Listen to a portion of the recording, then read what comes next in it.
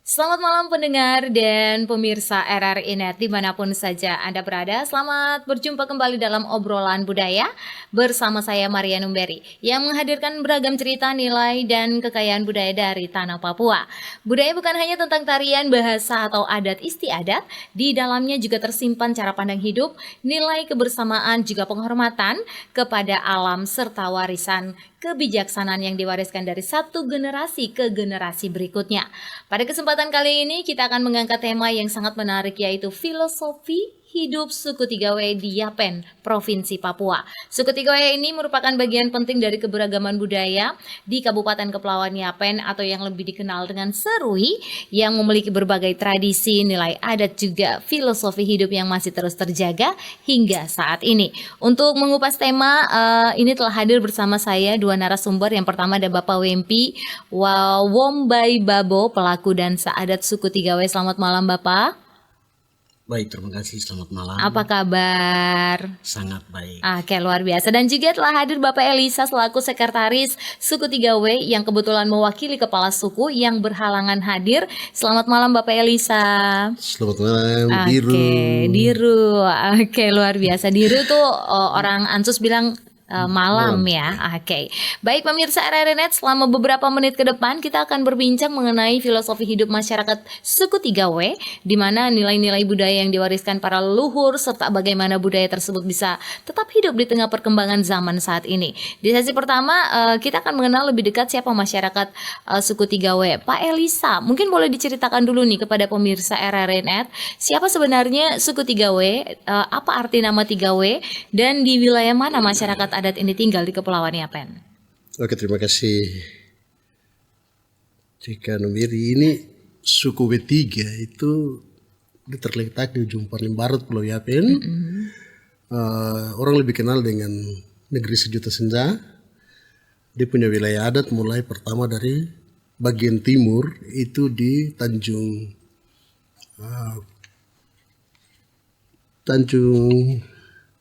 Rurua. Di paling berbatasan dengan suku Busani. Dia ada di Kampung Sasawa, distrik Yapen Barat.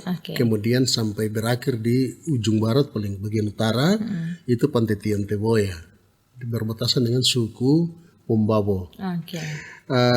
Di dalam suku W3 itu ada 3 subsuku. Suku pertama yaitu Wondei. Won berarti manusia, Dei darat. Jadi mereka yang hidup di darat.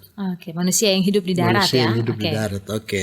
Kemudian manusia yang hidup di darat ini dia terdiri dari Kampung Natabui yang di darat, Kampung Marau, Kampung Webi, Warabori, Papuma, sampai ke Warabori. Kampung Ansus juga ada. Di Kampung Wimoni juga ada. Dan di beberapa tempat lainnya. Nah, suku Wondei ini menggunakan bahasa Wondei atau bahasa Tawui sebagai alat komunikasi. Mata pencariannya berburu, bertani. Karena di darat ya. Di darat, ya. Mereka berburu, bertani secara tradisional. Mereka mencari buruan dengan menggunakan tombak dan panah. Masih alami ya. Masih alami. Kemudian ada suku Wondau. Suku Wondau ini mereka yang hidup di laut. Bukan berarti mereka tidak punya tempat. Mereka yang masuk dan hidup di perairan perairan di sekitar Ansus itu. Mata pencarian mereka adalah nelayan secara tradisional, meramu sagu. Jadi mereka juga menggunakan bahasa Ansus atau bahasa Wondau, bahasa perpaduan antara Wondama dengan bahasa lokal yang ada di Ansus. Nah, jadilah bahasa Ansus. Kemudian ada subsuku Wonawa. Mereka yang hidup di bagian barat di distrik Wonawa di Teluk Rimbai sampai di Tianteboya tadi. Nah, kita punya suku nih jumlah penduduk jumlah marga itu ada 94 marga. Berarti banyak ya. Banyak, luar biasa banyak. Ya, mungkin itu yang Kalau berbicara tentang kehidupan masyarakat suku Tigawe ini, nilai atau filosofi apa yang paling dijunjung tinggi sejak zaman para leluhurnya? Kita punya filosofi yang ada itu Pandura Wekorisi Wetatakuira. Yang artinya bersatu untuk kita semua. Nah, kemudian filosofi yang kedua, Mariai hapa pupe, joka kubra bekorisi. Artinya, ini dari bahasa Woi yang dia punya arti, saya tidak mau basah, saya mau mandi satu kali. Melakukan sesuatu itu dilakukan dengan serius sampai sukses. Dia tidak mau buat setengah-setengah. Iya, betul. Itu mungkin filosofi yang kami pegang di suku W3. Oke, dalam kehidupan sehari-hari nih, nilai apa saja yang selalu diajarkan dan dijaga oleh masyarakat suku W3 ini? Misalnya mungkin tentang kebersamaan, saling membantu atau menghormati orang tua, atau menjaga hubungan dengan alam. Ya, kita punya itu adalah pandura atau pandurama. Berkumpul, bersatu untuk melakukan satu hal. Jadi itu umpamanya kita laksanakan dalam beberapa hal. Mungkin membangun rumah baru, berkebun, Iya, oke. terus mencari ikan. Ada satu budaya kita yang ada itu namanya kuira atau bersatu. Itu kita laksanakan untuk mempersatukan semua. Jadi kalau mencari ikan itu ada tempat yang namanya pupa. Pupa itu tempat untuk ikan naik. Oke. Kita bertemu di situ menjaring ikan, khusus ikan cakalang. Dapat ikan bagi itu sampai anak kecil dalam kandungan ibu juga dikasih. Dikasih ya. Oh, jadi biasanya kan kalau misalnya ada orang-orang tua dorang dong ada mau mancing, jangan mancing di sini, tidak kayak begitu. Jadi semuanya barengan begitu ya. Ada batas. Oh, ada batasan. Yang namanya pupa itu per marga. Oh, begitu. Marga, jadi saya umpamanya di sini air baba tuh, saya punya pupa di Manupangi ini. Tidak boleh orang lain datang masuk mencari di situ. Oh, begitu. Nah, itu sudah batas alam. Oke. Kemudian hubungan kita dengan alam, hubungan kita dengan alam, tuh? Iya. Ya. Manusia Ansus percaya itu berasal dari alam. Nah, kemudian sesembahan kita juga ada di alam. Sehingga alam itu dijaga. Ada batasan-batasan yang orang tidak boleh masuk, tempat keramat. Oke. Ini sampai terkait dengan membuat pesta dansa. Jadi saya umpamanya saya marga Yorubaba, saya bukan asal dari Ansus, saya dari Korombobi. Oke. Kalau buat pesta dansa dong harus antar anak-anak ke sana, sampai di sana terus masuk ke Goa Keramat, baru pulang bisa gunting rambut, ikan telinga dan lain-lain. Oh, begitu. Iya. Oke. Jadi begitu. Oke, saya ke Bapak WMP dulu. Ini menarik sekali ya, pendengar Pro 1 dan juga pemirsa RRI Net. Pak WMP mungkin boleh diceritakan nih.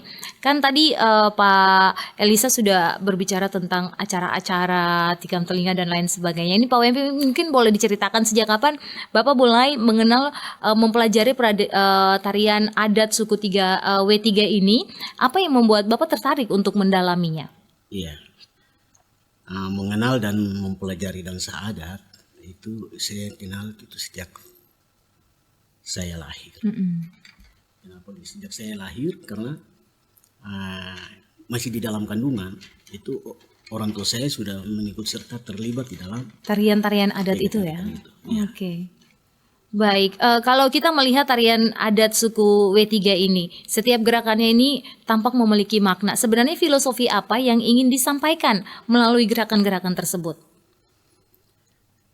Jadi bagi saya itu dansa adat bukan sekedar hafal gerakan, tapi itu bagaimana menjaga pelestarian dari budaya itu sendiri.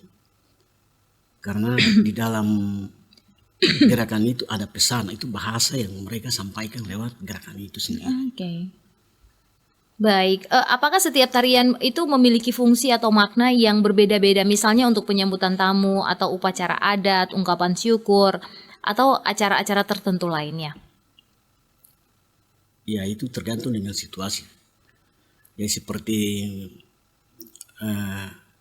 penjemputan tamu yang datang ke Ansus ya. Oke. Penjemputan begitu, mereka biasanya menggunakan lagu yang bisa disesuaikan dengan situasi pada saat itu. Seperti lagu Diri Sam, Dewi Bia. Itu ada berapa jenis lagu yang mereka bisa gunakan. Lagu-lagu ini biasanya mereka gunakan karena lagu ini menceritakan tentang bagaimana mereka bisa semangat, sukacita di dalam gerakan itu. Oke. Tariannya itu bentuknya untuk tarian adat suku 3W ini setiap gerakannya itu misalnya tangan, kaki itu ada punya makna yang tersendiri ya? Ada.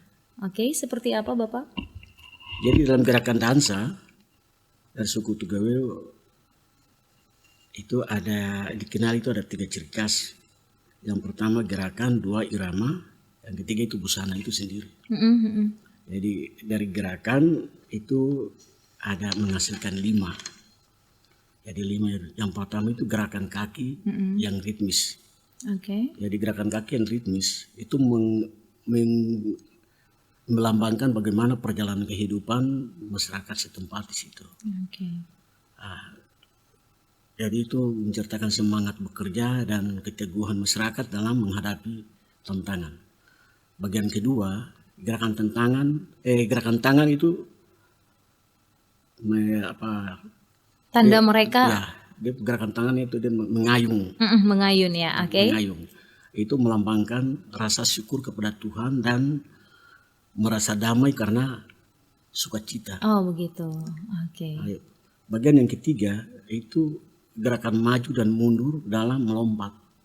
Itu gerakan maju dan mundur dalam melompat itu menceritakan bagaimana keseimbangan antara kebersamaan untuk maju dan bekerja bersama begitu. Mari kita maju sama-sama, kita mau mundur sama-sama begitu ya. Mati sama-sama begitu.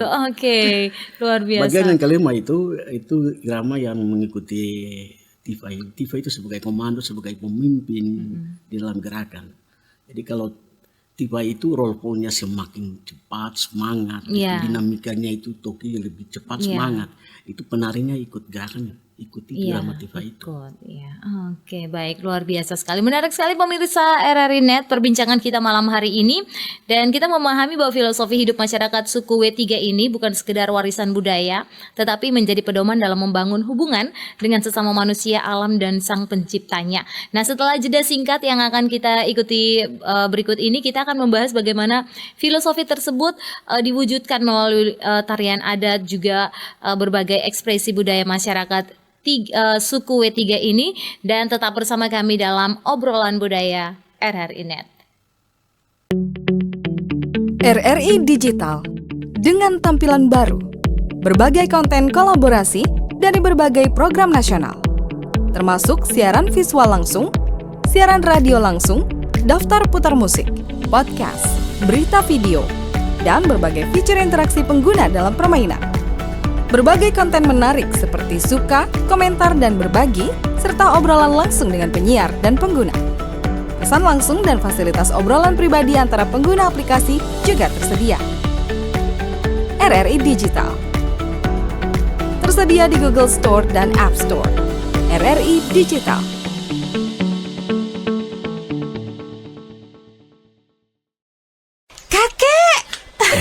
Ada cucu kakek. Mau datang kok nggak bilang sih?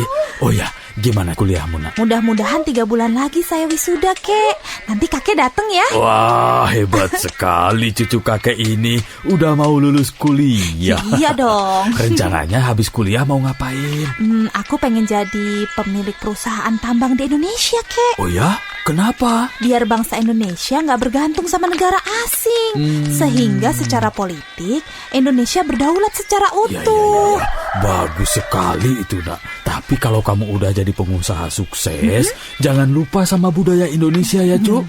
Karena pasti kamu akan banyak bergaul sama orang asing nantinya. Enggak dong, Kek. Bagus. Kamu harus mempertahankan budaya Indonesia sebagai kepribadian bangsa. Sesuai dengan prinsip kebangsaan kita. Berdikari dalam ekonomi, berdaulat dalam politik, dan berkepribadian dalam budaya. Oke, Kek. Pesan ini disampaikan oleh Radio Republik Indonesia. Waktunya kentongan. Apa yang tidak boleh kita lakukan ketika menjumpai korban bencana alam? A. Menanyakan apakah mereka mengalami masalah di kesehariannya dan menawarkan bantuan. B. Tetap berada di dekat mereka jika tiba-tiba membutuhkan. C. Menanyakan kesulitan mereka dengan rinci. Jawabannya adalah C. menanyakan kesulitan mereka dengan rinci. Karena dengan bersikap seperti itu, dapat menambah kesedihan korban semakin bertambah. Pesan ini disampaikan oleh Radio Republik Indonesia. RRI Digital. Nikmati kemudahan interaksi, partisipasi, dan kolaborasi dengan RRI Digital. Interaksi, dengar dan saksikan siaran langsung kami, daftarkan akun kamu, dan mulailah berinteraksi di setiap program dan konten kami. Partisipasi, kreasikan konten kamu dengan berita, podcast, vlog, film, musik, dan playlist. Kolaborasi, kami mengajak berbagai komunitas untuk berkembang bersama melalui digital platform.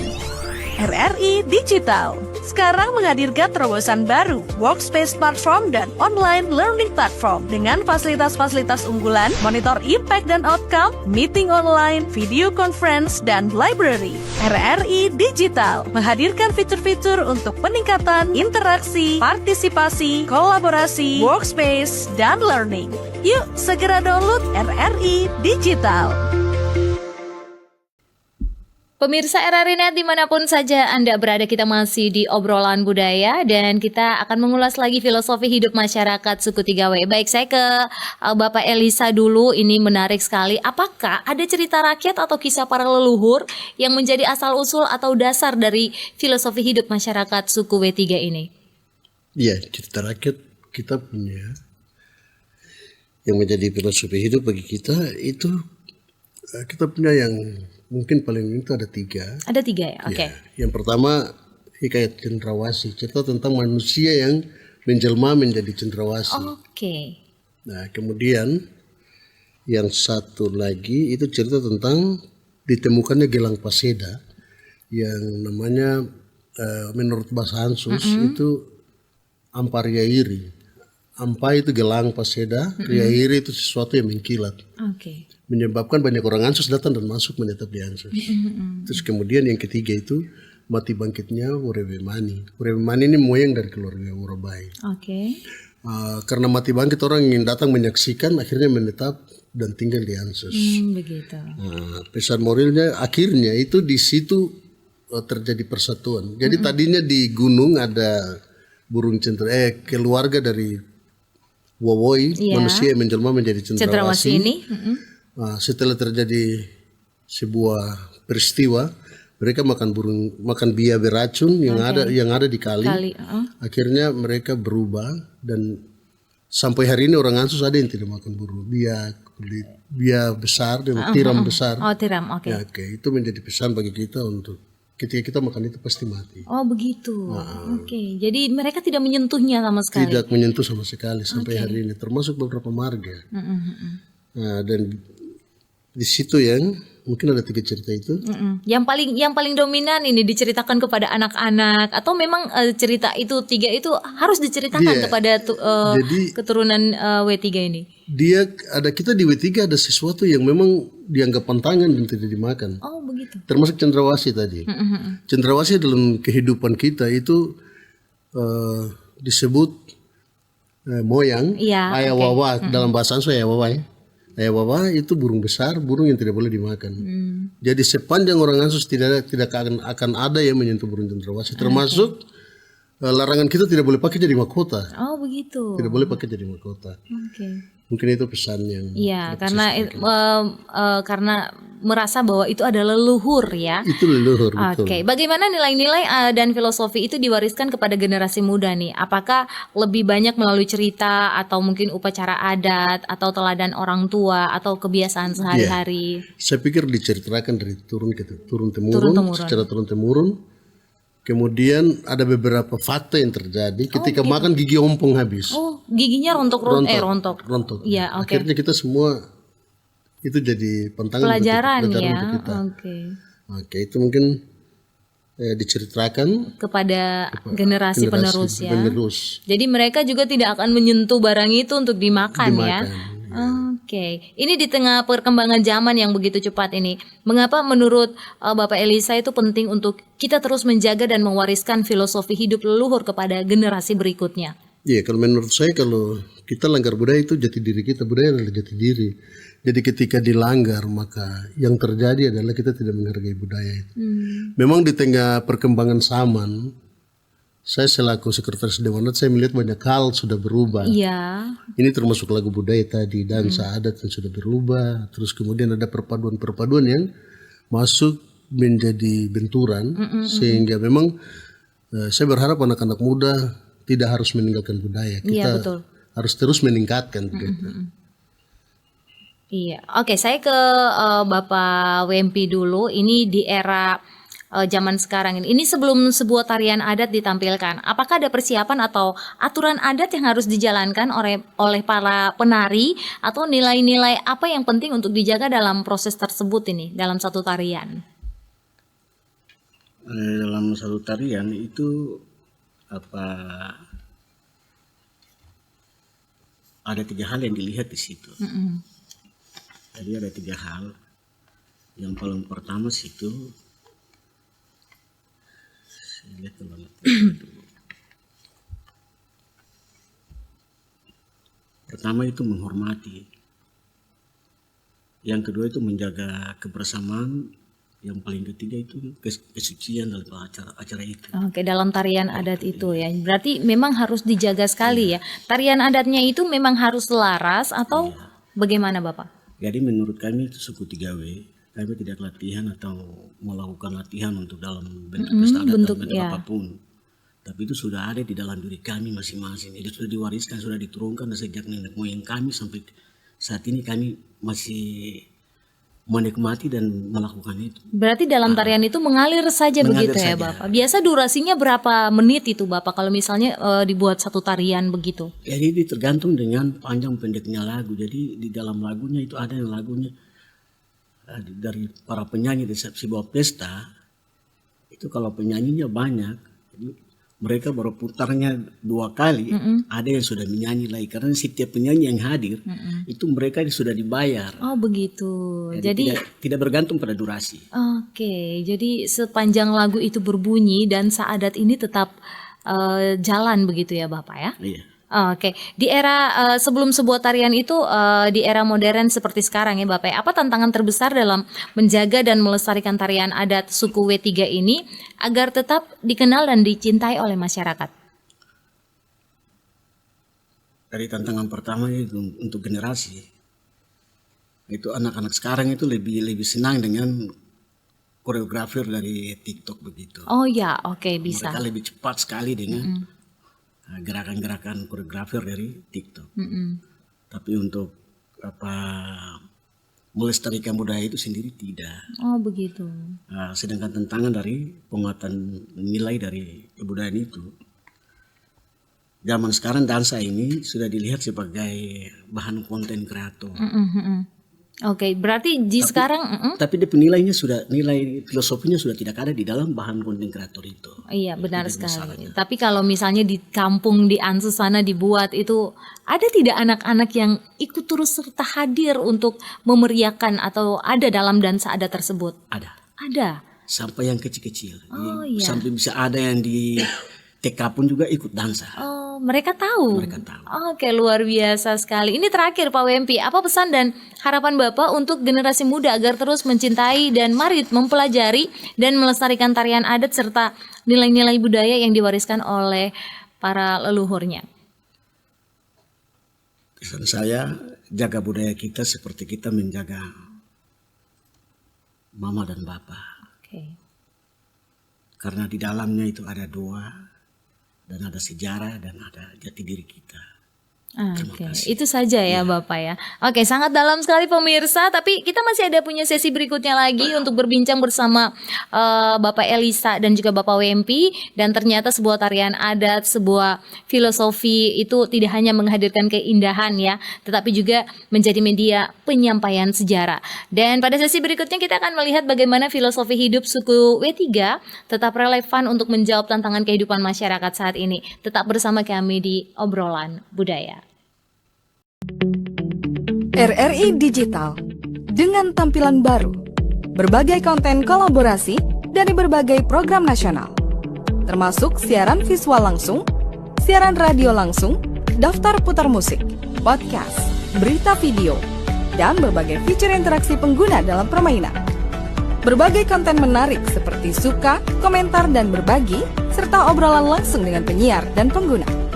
Pesan langsung dan fasilitas obrolan pribadi antara pengguna aplikasi juga tersedia. RRI Digital tersedia di Google Store dan App Store.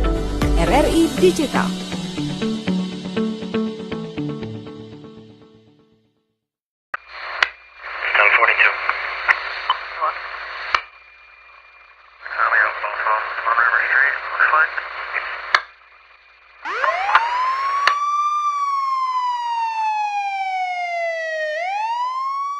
Tuh, mama sih kurang waktu buat ngawasi anak.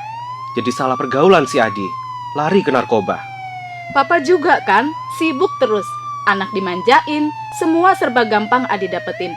Salah pergaulan kan? Percuma juga kita ribut. Adi sudah dibawa polisi, Ma. Ayo dong Pak, kita harus gimana? Awasi anak Anda dari bahaya narkoba sebelum fatal akibatnya.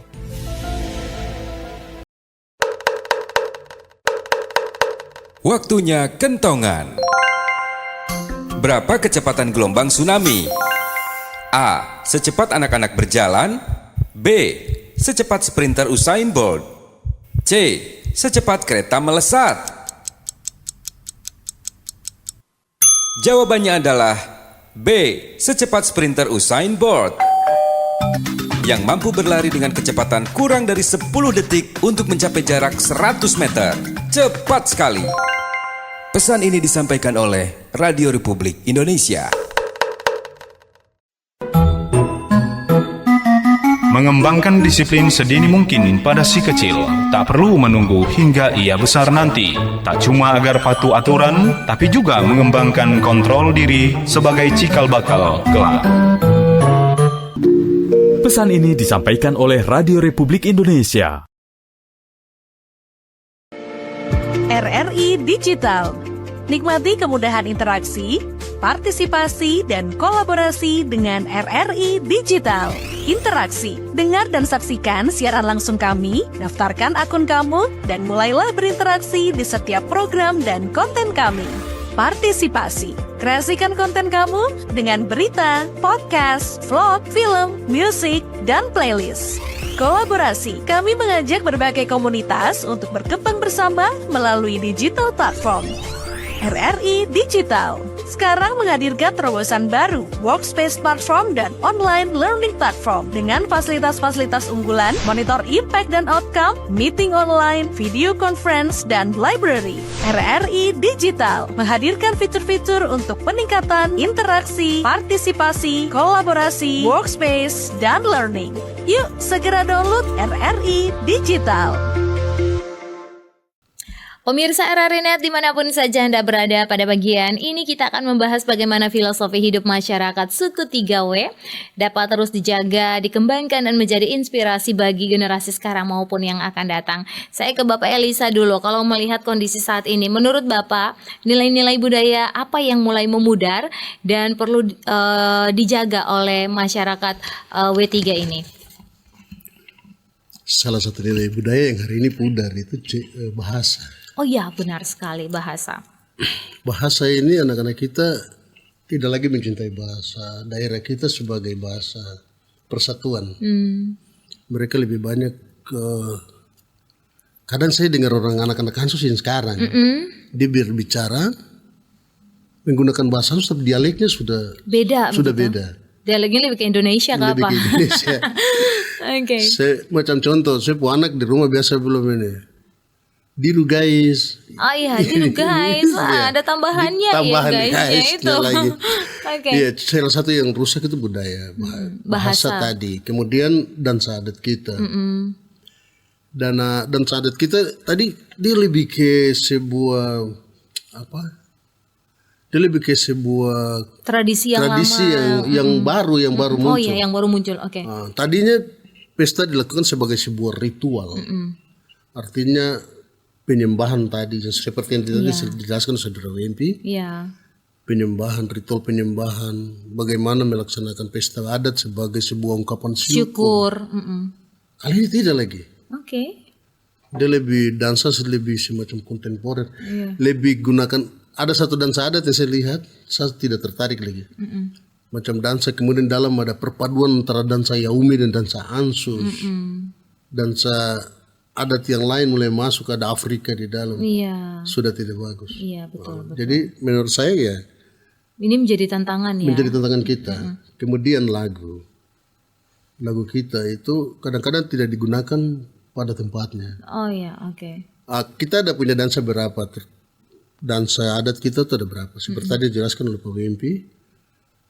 Kalau macam contoh Rarung Mamuna, terus Koya, itu dinyanyikan pada dansa-dansa tertentu. Ada Baby Bia. Iya.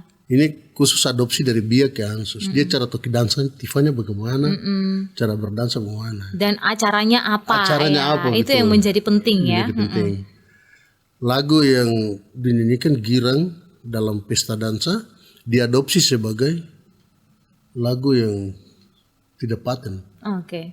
Macam contoh Ainuai, ini fungsinya mengenang sebuah perjalanan. Kali ini dinyanyikan bukan lagi mengenang sebuah perjalanan, dijadikan konten, ada dansanya di situ, sudah tidak paten. Jadi menurut saya mari kita luruskan duduknya baik-baik supaya ini menjadi PR untuk pengurus W3 nih. Iya. Seperti itu. Tapi bukan hanya tugas W3.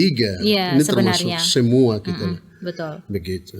Oke, baik. Dalam upaya menjaga budaya itu, seperti apa peran lembaga adat nih? Tadi kita baru sentil ya. Ini dalam mempertahankan filosofi hidup dan juga nilai-nilai masyarakat suku 3W, termasuk tarian adat ini. Kita melalui KB Mapdi Kaimana kemarin, kita Dewan Adat Daerah Yapen sudah mengusulkan kepada pemerintah daerah untuk kita dibuat sebuah kurikulum menjadi kurikulum ajar, bukan untuk sekolah yang ada dalam muatan lokal, tidak. Tidak, tapi kita mau buat sekolah rakyat untuk yang ada di dalam anak-anak adat kita. Jadi macam di Ampari, di Berbai, di Yawauna, Tarusai. Mereka harus mempelajari itu ya. Kita buat sama-sama, kita sepakat membuat kurikulum dengan pemerintah, deal dengan pemerintah, supaya adat itu diajarkan kepada anak-anak kita. Betul. Dansa adatnya, bahasanya, ada nyanyiannya. Ya. Kita juga melalui siaran ini, saya juga mau dorong supaya kalau bisa kurikulum muatan lokal, muatan di sekolah. Iya, kayak kita dulu ya, kan ada muatan lokal. Ada muatan lokal. Seingat saya masih SD dulu, karena waktu itu ada dari ajaran Belanda, itu bahasa tidak boleh dibicarakan di sekolah. Iya. Saya masih kecil, sekolah tidak boleh bicara, apalagi saya nggak ada guru.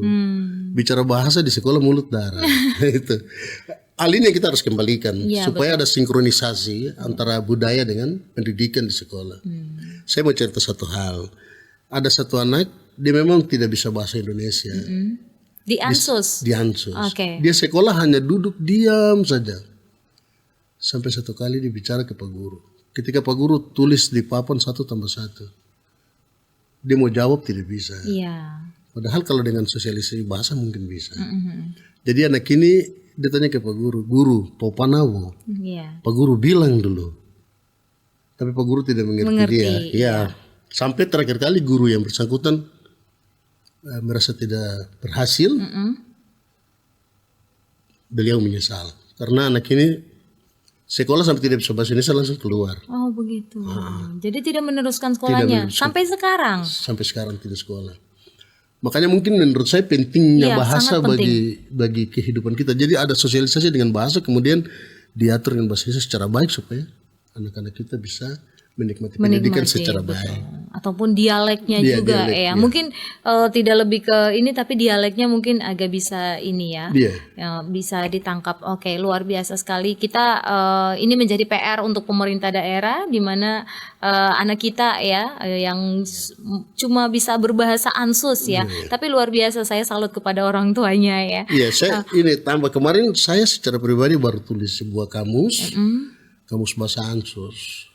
Jumlahnya sekitar 900 kata dalam bentuk linguistik saya sudah ada, mungkin Agustus baru kita rencana longsang. Oke. Ya itu masih dalam tahapan tugas saya sebagai Dewan Adat. Luar biasa.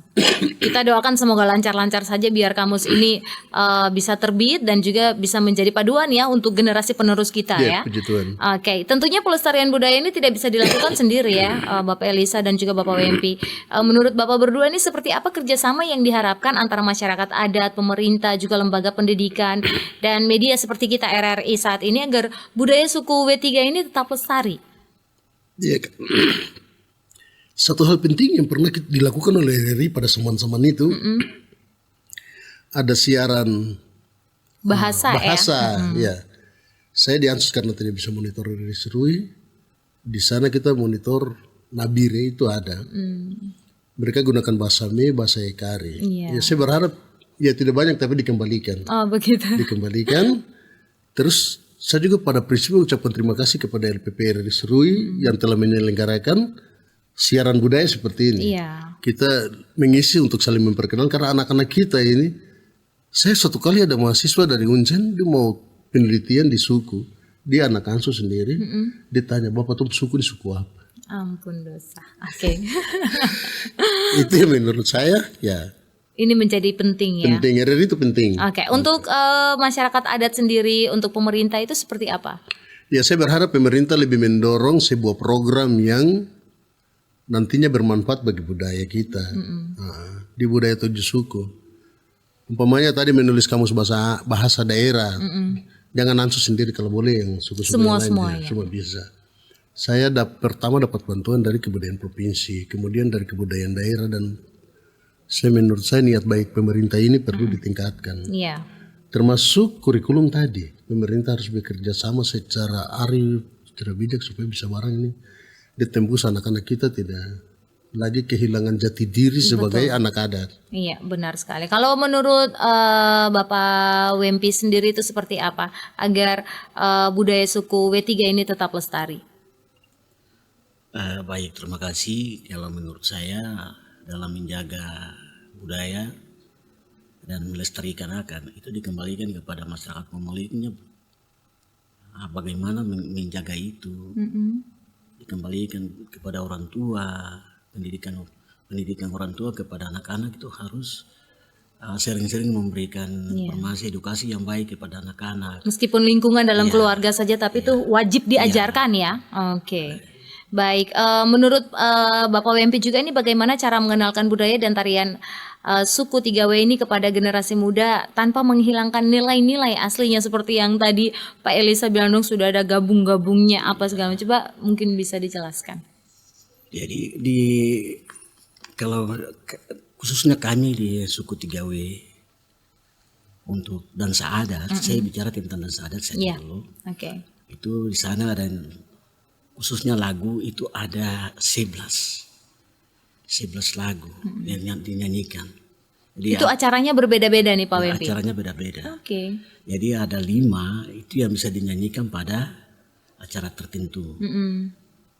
Tapi yang 6-nya itu tidak dinyanyikan pada pesta adat seperti pesta penjemputan, tusuk telinga, membangun rumah baru, menyelesaikan kebun, dorong perahu. Iya, buat perahu baru mungkin ya. Itu 5 lagu yang bisa dinyanyikan di situ. Tapi kalau yang 6-nya tidak. 6-nya itu di Jawa Barat tidak suku 3W itu dikenal 11-nya itu salah satunya itu Bewi. Bewi di dalam Bewi itu ada Sipito, Soyore, Bonyau. Jadi dalam Bewi itu dia hanya menceritakan bagaimana lingkungan alam. Terus, biasa Bewi itu dinyanyikan di acara-acara seperti apa Bapak? Bewi itu bisa dinyanyikan di semua acara. Semua acara ya. Bisa dinyanyikan di semua acara karena Bewi itu dia menceritakan bagaimana kehidupan hari-hari. Berarti acara tikam telinga, antar mas kawin, boleh ya? Tapi Bewi itu terdiri dari 3. Jadi ada 3 bagian di dalam yang terkandung dalam Bewi itu Sipito, Soyore dan Bobonyau. Dalam 3 ini paling panjang sudah dari menyanyikan lagu. Tapi anak-anak di Ansus paham kalau misalnya lagu itu dibunyikan? Tidak. Tidak ya. Oke. Mereka yang bisa makan daun saja yang bisa. Tapi memang harus diajarkan ya untuk anak-anak di sana ya. Jadi tidak semua untuk mendengarkan lagu itu, kecuali mereka yang sekolah adat lagi. Oh begitu. Jadi sekolah adat itu minimalnya itu 7 hari. 7 hari kalau sudah makan daun, terus ikuti aturan. Iya, oke. Berarti ada aturan-aturannya. Luar biasa sekali. Oke, kita sudah di sesi terakhir perbincangan kita di malam hari ini. Saya mungkin memberikan kesempatan untuk Bapak berdua berpesan kepada anak-anak muda Papua agar semakin bangga terhadap budaya adat dan istiadat yang mereka miliki. Silakan Bapak Elisa dulu. Ya.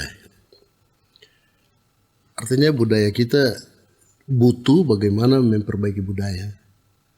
Kalau kita di zaman sekarang kita menyanyi lagu Mambesak dengan irama pukulan yang ada tidak merendahkan, tapi orang di zaman ini pasti tidak paham. Iya betul.